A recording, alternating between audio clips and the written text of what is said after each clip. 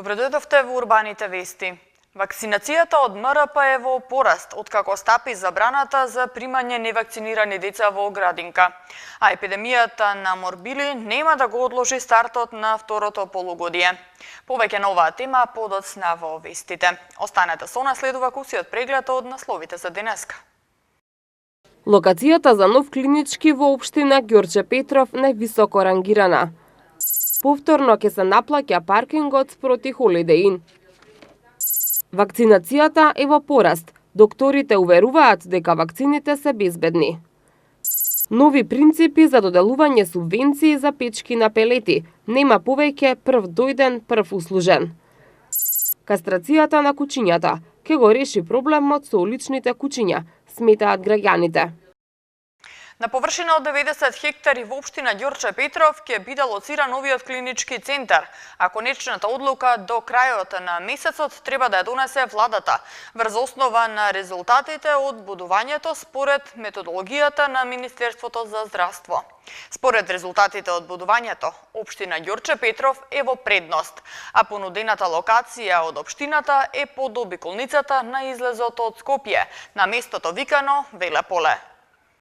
Според досегашните анализи и проценки на здравствените власти, местото кај општина Ѓорче Петров го понуди како можна локација за изградба на новиот клинички центар, а се наоѓа под обиколницата на излезот од Скопје кон Тетово, било највисоко рангирано. Според методологијата на Министерството за здравство, за бодување на предложените локации во поглед на пристапност, местоположба, водовод и струја. А конечната одлука треба да ја донесе владата до крајот на месецот. Земјиштето кој има директен пристап до обиколница е со површина од 128 хектари и е во доминантна државна сопственост, а клиничкиот центар би се градел на 90 хектари површина. Од општина Ѓорче Петров информираа дека во моментов не смеат и не може да преземат ништо на оваа локација и дека се чека одлука на владата. Пред неполн месец, на покана на министерот за здравство, градоначалникот Наумовски присуствуваше на презентација за предлог локација за изградба на новиот универзитетски клинички кампус. Тие укажале зошто овој здравствен центар треба да биде лоциран токму во општина Ѓорче Петров, на локалитетот Веле поле. Предностите на понудената локација се тоа што таа е сообраќајно пристапна до обиколницата, земјиштето е со доминантна сопственост на Република Македонија, во близина е на железничка пруга и лоцирана во шумски појас. Би се нудела брза и едноставна конекција со соседните земји, а тоа би допринело и за развој на медицинскиот туризам. Градоначалникот на општина Ѓорче Петров Александар Наумовски во еден наврат изјави дека до Министерството за здравство е доставена целокупната документација за изградба на клиничкиот центар на површина од 128 хектари државно земјиште на локацијата позната како Веле поле. Понудивме соодветна локација на територијата на општина Ѓорче Петров. Тоа е локацијата од врезот од Тетово кога влагаме во Скопје преку за обиколницата од лева страна, познато место викано Веле поле, каде што се работи за земјиште од 128 хектари чисто државно земјиште со сите посебни инфраструктурни можности, заштита на животната средина, хумано живење, чист воздух, локација која што навистина ги исполнува сите стандарди за еден современ клинички центар. Инвестицијата е процената на 400 до 500 милиони евра. Како што истакна Наумовски, станува збор за капитален проект чија реализација ќе значи и забрзан економски развој на општината. Од следната недела треба да се постават рампи на паркингот спроти хотелот Holiday Inn, кој во моментов не се наплаќа и е вистински хаос од паркирани автомобили. Со паркингот ќе стопанисува фирмата MG Fashion, која всушност е и собственик на земјиштето. Локацијата спроти Holiday Inn, на која имаше паркинг со рампа, а во моментов не се наплаќа и е вистински хаос, од наредната недела ќе се врати во првобитната функција – паркинг простор. Со просторот ќе стопанисува фирмата MG Fashion на бизнисменот Зоран Антич, кој за ТВ24 вели дека целта е да го регулира сообраќајниот паркинг на оваа атрактивна локација. Дозволата за управување и стопанисување на паркингот ја добил од Советот на градската град Скопје за период од 10 години. Управителот на фирмата МГ Фешен Илија Божиновски во изјава за ТВ24 вели дека наплаќањето ќе почне следната недела со цени како и претходните, со цел да се спречи хаосот од самоволието на граѓаните кои паркираат каде ќе најдат. Во текот на следната недела ќе се постават рампи, а цената ќе биде во рамките на постојните цени кои важеа на овој паркинг. Ова не е конечно решение за локацијата. Ќе се гради во оној момент кога се добие дозволата и кога ќе се тргне мораториумот, под кој се наоѓа и оваа локација. Трета недела имунизација кај децата од контроверзната вакцина МРП е во пораст. Забраната да се примаат невакцинирани деца во градинките ги натера и најскептичните родители да ги однесат децата во вакциналните пунктови за да ја примаат вакцината МРП. Доктор специјалист Даниела Марковска, со која разговараше колешката Елизабета, одговорно тврди дека вакцините се безбедни и ги повикува родителите кои се уште не ги вакцинирале своите деца да го направат тоа што побрзо. Во обид да се стимулира населението позитивно да одговори на задолжителната имунизација кај децата, се споменуваат ригорозни мерки. Една од нив е запишувањето во прво оделение да се извршува единствено со приложување на книшка за имунизација, како доказ дека детето е вакцинирано. Кога се очекува да стапи на сила новото правило, прашавме во Министерството за здравство, од каде ни одговорија дека наскоро ќе се формира работна група која ќе предложи вакцинацијата да биде задолжителна при упис во прво оделение. Од Министерството за образование пак велат дека уставот е јасен. Ниту едно дете не смее да остане надвор од образовниот систем, бидејќи основното образование во Македонија е задолжително. Оттаму велат дека потребни се кампањи од едукативен карактер за придобивките од вакцинацијата, советувања за родителите кои не ги вакцинираат своите деца, но и санкции кои никако не смеат да бидат на штета на децата. Во меѓувреме, вакциналните пунктови на Министерството за здравство работат со полн капацитет. Денеска ја посетивме поликлиниката Јане Сандански, каде веќе трета недела во 2 смени децата се вакцинираат од контровизната МРП вакцина. Денеска до 13 часот вакцинирани беа 49 дечиња, од кои 18 од МРП вакцината. Доктор специјалист Даниела Марковска, со која разговаравме денеска, одговорно тврди дека вакцините се безбедни и ги охрабрува родителите да ја извршат задолжителната обврска за имунизација на своите деца. Во тек е епидемијата, значи, за морбили и тука се врши вакцинирањето за морбили, меѓутоа се дават и останатите вакцини. Во моментот сега е, нели, во денешниот ден се јавиле околу 49 деца за си ги примат редовните вакцини. Зголемен е и бројот на родители кои што се јавуваат за да примат и МРП вакцината, односно вакцината против морбили, рубеола и паротит. Така да гледате и самите дека имаме многу пациенти. Може ли да ни кажете, знаеме сите дека токму оваа вакцина за МРП е спорната вакцина. Како да ги охрабриме гледачите? Знаеме дека веќе стапија на сила и законски мерки, меѓутоа како да ги охрабриме гледачите да дојдат и на своето дете да му ја стават вакцина? Ниедна вакцина не е спорна. Значи, оваа вакцина е нормална вакцина која што е ставена во календарот за имунизација со цел да се заштитат децата и да се превенираат заразните болести, односно морбилите. Во однос на вакцината, значи, беа искажани имаше многу негативни коментари од антивакциналните кампањи. Јас одговорно тврдам дека сето тоа нема никаква подлога, односно дека вакцината е безбедна, вакцината е ефикасна, вакцината штити од заразното заболување. Значи може да се каже дека нема несакани дејства? Несакани дејства нема. Вакцината е безбедна, вакцините може да предизвикуваат, како и секои други вакцини, значи покачена температура, меѓутоа сето тоа е незначително во однос на огромниот бенефит кој што го има вакцината по здравјето на детето. Може ли да ни кажете дали со сигурност се вакцините со добар рок на траење? Значи, јас не би ги коментирала сите шпекулации кои што се појавија во јавноста, меѓутоа можам да кажам дека вакцините се безбедни, ефикасни и може да се примаат. Освен оваа вакцина, каков е интересот за другите вакцини? Значи, вакцините си одат регуларно, вакцините си одат редовно, како што си е по календарот за имунизација и нормално доколку детето е здраво. Значи се вакцинираат потполно здрави деца. Доктор Марковска нагласува дека е забележан висок процент на вакцинирани деца во руралните општини за сметка на урбаните, каде што родителите категорично се досега одбивале да ги вакцинираат децата. Таа ги повикува родителите за квалитетот на вакцините да се информираат преку разговор со стручни лица, а не преку информациите кои се нудат на интернет да донесуваат погрешни заклучоци и одлуки.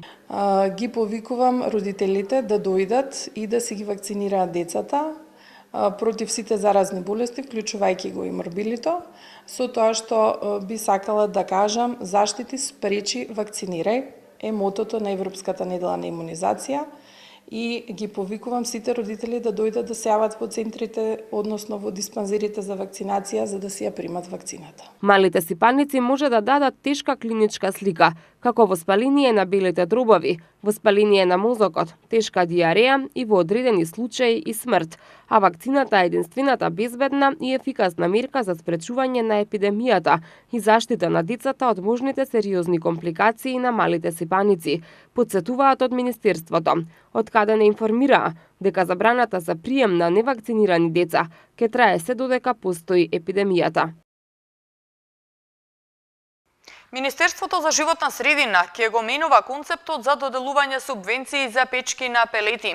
Наместо досегашниот принцип на доделување прв дојден прв услужен, субвенции ќе се доделуваат според социјалниот статус и приходите во семејството. Повеќе од 90% од парите за планот за чист воздух ќе се трошат за промена на изворите на затоплување во домаќинствата и јавните установи. Главен приоритет и оваа година, надлежните велат дека ќе бидат семејства кои се греат на јаглени дрва. Во таа насока ќе се менуваат и правилата за добивање субвенции. Па наместо досегашниот концепт прв дојден прв услужен, субвенции ќе добиваат според социјалниот статус и приходите во семејството.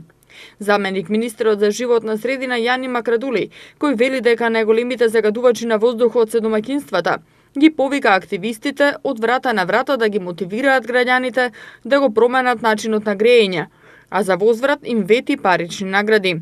Дел од нив пак им порачаа на надлежните годинава повеќе да се фокусираат на големите, како што велат тие, недопирливи загадувачи. Друга област во која се планира да се преземат мерки е и сообраќајот. Надлежните уверуваат дека еколошките налепници ќе дадат резултати, а јавниот превоз ќе го стимулираат со новите еколошки автобуси, за кои треба да се распише и тендер. Активистите пак ги повикаа политичарите и тие некогаш да влезат во автобус, за одблиску да ги видат проблемите на ЈСП, а парите за патни трошоци да ги дадат за намалување на загадувањето. Еден од поголемите проблеми со кои се соочува градот е големиот број улични кучиња кои честопати се агресивни и ги напаѓаат граѓаните. Со новиот предлог закон за задолжителна кастрација на кучињата, надлежните сметаат дека ќе се намали бројот на улични кучиња. Истиот став го делат и поголемиот број граѓани кои се за кастрација на кучињата. Кучињата скитници минатата година представуваа еден од главните проблеми со кои се соочуваше градот, а сепак за нив не се најде соодветно решение. Со истиот проблем почна и оваа година, а тоа го потврдуваат билтените на Министерството за внатрешни работи, во кои има бројни пријави на граѓани кои биле каснати од кучиња. Токму тоа се уште ги тера граѓаните, граѓанските активисти, но и некои од пратениците да размислуваат во насока како трајно да се реши проблемот со кучињата скитници.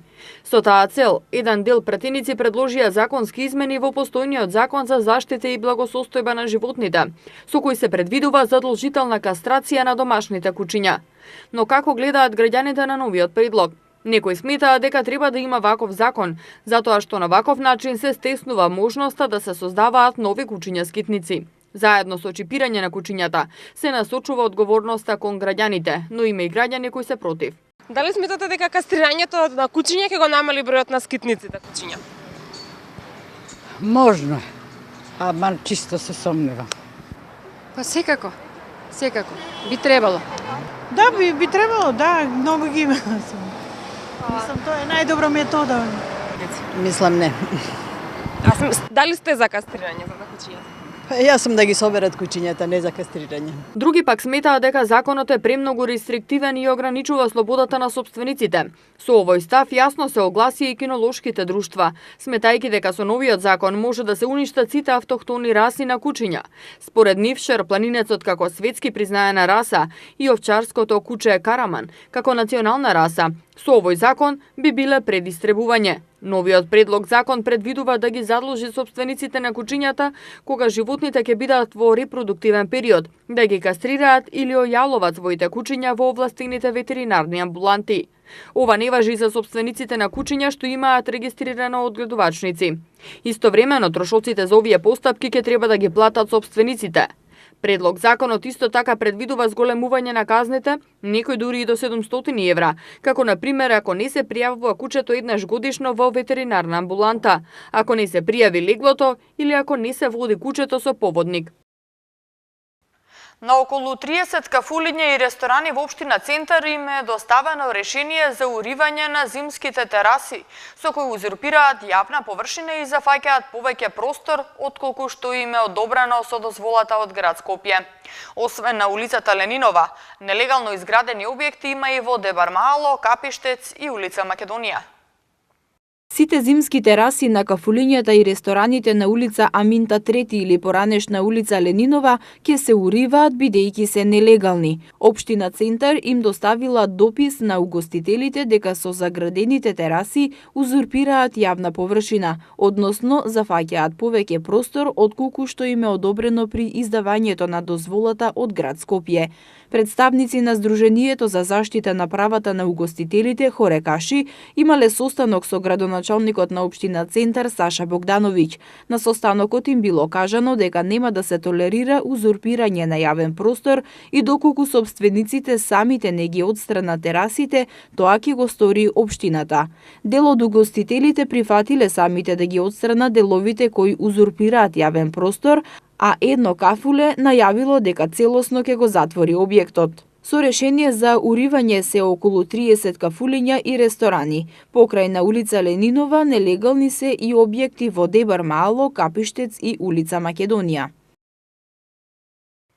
Во Младинскиот културен центар вечерва по 7ми пат се организира манифестацијата Роден ден на уметноста.